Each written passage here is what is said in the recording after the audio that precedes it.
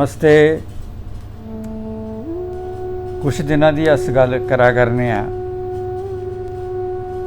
वेदां दी। वैदिक धर्म दे विच, सत्य सनातन वैदिक धर्म दे विच वेदां दी बड़ी महिमा है। महिमा इस वास्ते है कि हर किस्म का ज्ञान,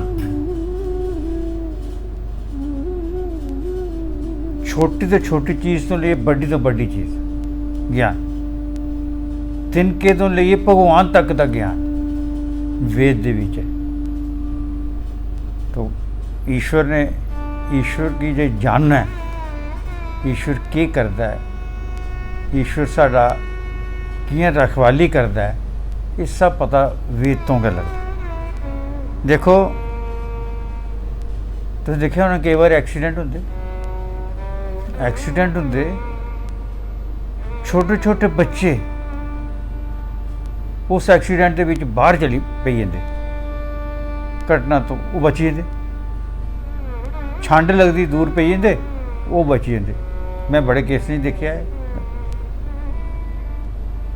एक पठानकोट दे विच एक एक्सीडेंट होया, मैं आपू उस केस की देखा था। मैं एक्सीडेंट होया बस का, एक मोटरसाइकिल दे नाल बच्चा गिरिया, लेकिन गिरिया किधर, सड़क के थोड़ा जिहा बाहर, उत्थे एक बड़ा भारी घाह का लगे दा ठेला, उहदे पर जाई पई, पाल नहीं बांका होया उहदा, बिल्कुल ठीक।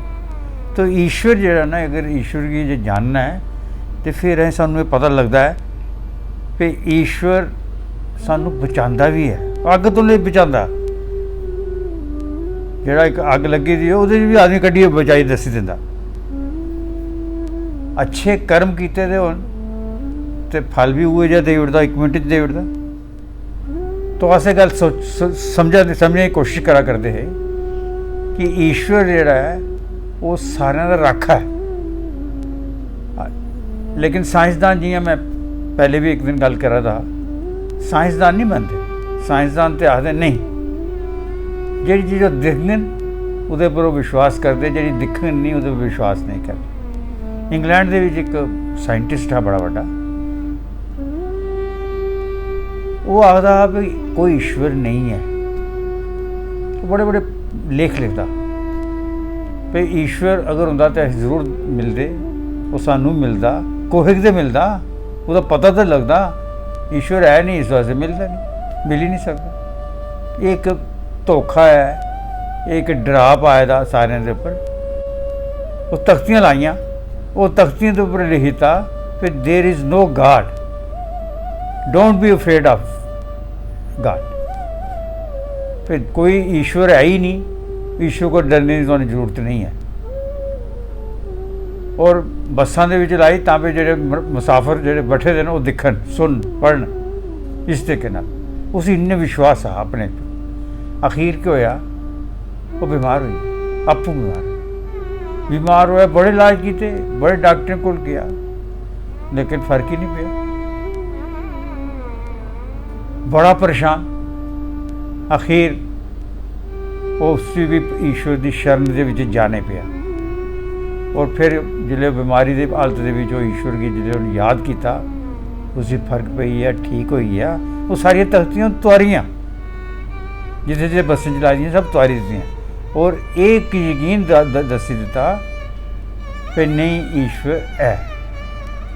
तो वेद से गल अगे आखा था कि ईश्वर के है ही नहीं, हर जगह मौजूद है, हर चीज़ दे विच, हर वस्तु दे विच ईश्वर मौजूद है। ये उन्हें आखी दी। वेद मंत्र दे विच इस तो बड़ी गल करी थी, ईशावास्यमिदं सर्वं यद किंचन जगत्याम जगत। उन्हें क्या किया, फिर ईश्वर वास करता है सारे जगत दे विच।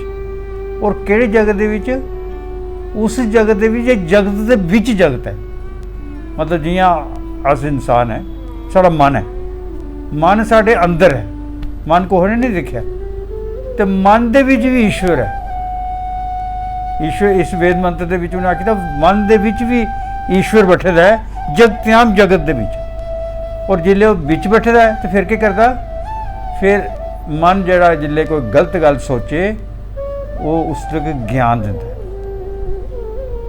वेद ये गल आखा दा भी ईश्वर ज्ञान दिंदा उस वक्त। और बड़ी बारी ऐसा होंदा है, तुस आप अपने जीवन दे विच दिक्खिया होना कि अस लोग जिल्ले कोई गलत काम करन लगने आ तो सानूं उसी वक्त एक जिस तरह खबर आती जी सानूं अंदरों निकलती एक आवाज़ निकलती है भी ये नहीं करना।